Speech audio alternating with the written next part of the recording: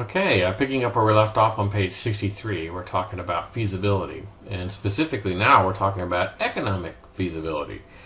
And yes, there's the cost of people, including the IT staff that make this thing work, the cost of the hardware and equipment, the cost of the software, including any in-house development, cost for formal and informal training, including any peer-to-peer support. You can't just throw a system in there and not account for the training requirements. Any licensing or fees you have to pay, and more than likely those will be like annual. And there's could be some maintenance fees associated with stuff you've got going. The cost of any consulting expenses, if you actually had a third party involved, you have to pay that bill. Whatever the facility cost is, yes, you throw in a new server farm, yeah, the utilities bill is going to go up a bit, yeah. And the estimated cost of not developing the system or proposing or postponing the project. If I postponed it for a year, is it going to cost less? Is it going to cost more? And how much money am I going to lose in the middle? So, in order for you to make sense of this economic feasibility, you really need to talk about tangible versus intangible benefits. You know, tangible ones are the ones you can touch, taste, and feel. You know, a new scheduling system that reduces overtime. That's a good tangible benefit. You know, an online package tracking system that improves service and decreases the need for clerical staff. Yep, that's a good tangible benefit. A sophisticated inventory control system that cuts excess inventory and eliminates production delays. Yeah. Now, intangibles are things like a user-friendly system that it improves job satisfaction. Yeah, okay, that's a good idea, but it's not necessarily something you can quantify. You know, sales tracking system that suppliers better information for making better decisions. Yeah, that's good, but again, difficult to quantify. And then like a new website that enhances the company's image. Well, okay, again, it's a good thing, but difficult to quantify. Okay, last one on the list is the schedule feasibility. So on page 64, they talk about, can the company control the factors that affect the schedule? In other words, is this your choice? Can you do it all? Can you pick when it's going to happen? Or is there some sort of external factor that says this has got to be done by this date? Obviously, the best scenario to be in is those where you're in complete control of the schedule. You can decide when to start. That's fantastic. Has management established a firm timetable for the project? What conditions must be satisfied during the development? Will an accelerated schedule pose any particular risks? And if so, are those risks acceptable? Will the project management techniques be available to coordinate and control? And will a project manager be appointed? So if you're really interested in a schedule, you really need to have a dedicated project manager whose sole job is to crack the whip and move things along to make sure things don't stall out. So if schedule is a big issue, you can put a little bit more emphasis into it to make it kind of work. Okay, so continuing on page 64, they talk about evaluating feasibility.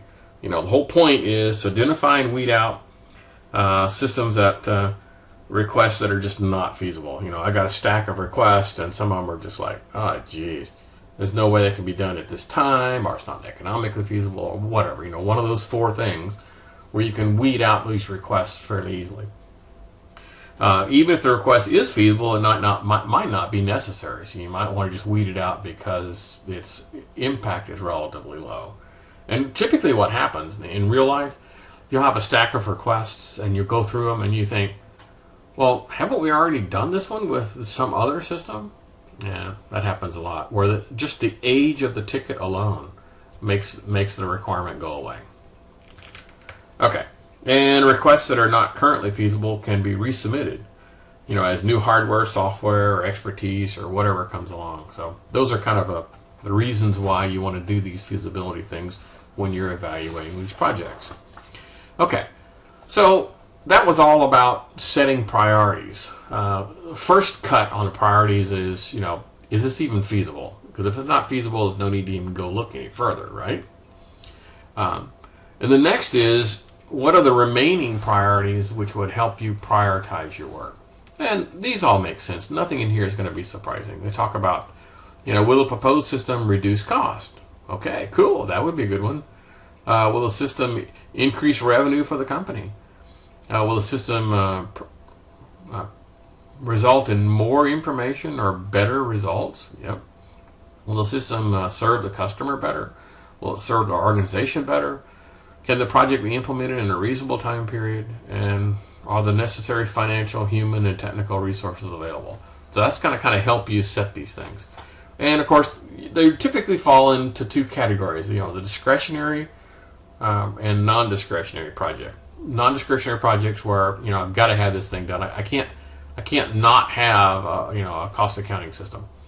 I'm a corporate company. I have to turn in my SEC documents. I have to file my taxes. I can't not have one.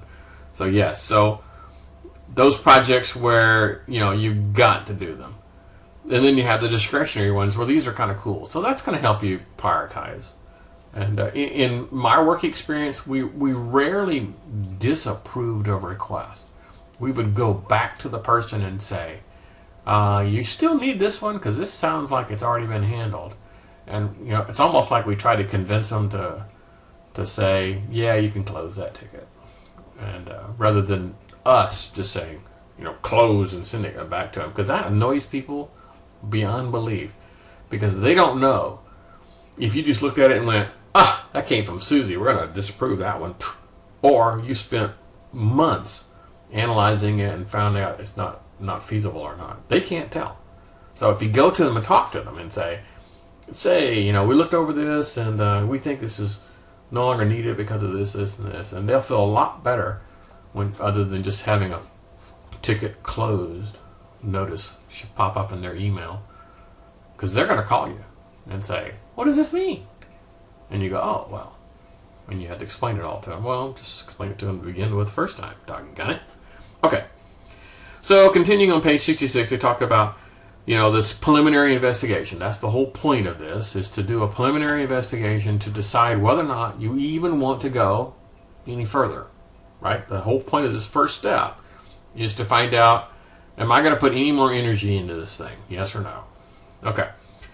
So it is an interaction between managers and users, and you're going to have to meet with key managers and users and staff and describe the project, explain responsibilities, all these things, focusing on the improvements and the enhancements and solving problems. That's basically what this how you do this preliminary investigation. So there's a cool graphic here that talks about these steps you go through to conduct this investigation. And the first one is you need to understand what it is you're doing. You need to be able to define the problem. In scientific terms, when you're doing an experiment or something, one of the things they ask is the definition of the problem. What is it you're trying to do? And if you can't accurately describe the problem, then the chances are your solution is going to be terribly flawed. You need to know what it is you're trying to do. And I know that sounds crazy, okay? It sounds like, well, of course, duh. But you'd be surprised the number of people who go down a path trying to solve a problem, and when they finally get to the end, you say, well, why didn't you just put this little checkbox here and it would have solved all your problems? They go, oh, well, we didn't know. Jeez. Okay. So step one is understanding the problem or the opportunity. So let's go through this. It talks about develop a business profile that describes the business. Yes, you need to know what the business does for a living, particularly if you're an outsider that got called in to do one of these projects. Yeah, you need to know what it is they do. And sometimes companies have really strange split personalities. They'll have, one part of their company is, loose and friendly, and the other one is, corporate mad and insane. And you need to know where you are in that system and whether or not you need to talk to the other half. So, understand how modifications will affect business operations and other information systems. Determine which departments, users, and business processes are involved. System requests may not be revealing There could be some underlying problems that they just don't know about. Again, when a user asks you to do something, they're doing it from their perspective, not a technical perspective. You know, it might be something simple as the website's too slow. Can you speed it up? You know, they don't have a clue, and you might think it's a website problem because they said the website is too slow. It turns out it has nothing to do with the web. It's the database. So you go in there and tweak some indexes and go, wow, you fixed the database. I mean, the customer will say, wow, you fixed the web page. And it's like, yeah, exactly. In reality, you didn't touch the web page at all because they don't know and they cannot articulate what the requirements are. Okay.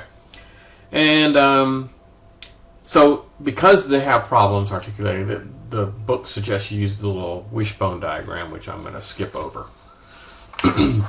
Okay, starting on page 67 through 68 to talk about step 2. Define the project scope and constraints. So you need to define the specific boundaries or extents of the project. You know, the project's going to do this or not going to do this. And then some people actually make a list of going to do, not going to do. And you list them all, because if you only talk about what it is it's going to do, then a lot of people are just going to assume, oh, well, you said that and that. I just assumed you also meant this third thing. But if you make a list of both what it's going to do and what it's not going to do, they'll look at it and go, oh, well, gee. So it's very, very handy to have both a gonna and not gonna. Okay. Project scope must be created by a list of sections. You know, they call it must do, should do, could do, won't do. Define the project scope as clearly as possible to avoid project creep. Project creep is the bane of the system analyst. And as I mentioned before, you walked in on the first day in the corporate boardroom and they told you precisely what it is they wanted. And you built exactly what they wanted. And it turned out not to be what they need. And you're trying to say, well, it's not my fault. Bull. It is your fault. It's your responsibility to ferret out what the requirements are. I know that sounds crazy, but you can't take a project scope from them. You have to develop a project scope with them. It can't be all you and it can't be all them. It's got to be together. The project scope has to be a joint document. Otherwise, 6 months into the project, they'll say, well, I thought it was going to include voice recognition. And you'll go, what? What are you talking about? You know, those things happen, and they happen a lot. And if you're you're a third party coming into a company, that's going to cost them money. And so anything costing them money, you need signature. You need signature on that project scope saying, we've defined what it is we're going to do for this amount of money. Okay. Identify project constraints. There are going to be some. Constraint is either a requirement or a condition that must be satisfied in order for you to continue. A constraint. Okay. On page 68, they talk about step 3, which is that fact finding, and this is where you go through and you collect data. You analyze organizational charts to find how the hierarchy is working. You review the existing documentation if they have some. You conduct interviews and all sorts, maybe a user survey or something to gather information. So gather data about project usability, cost, benefit, analyze your organizational charts, understand how these things all work together. And this is the step, believe it or not, where things can get a little crazy, because I mentioned the story about, let's say, for example, the company, people that work for the company really don't want the software that you're developing. They don't want it. So when you go sit down with them and ask them, you end up getting very specious results. Okay, this is a good place to stop at the 15-minute mark, and we'll pick this up in just a few.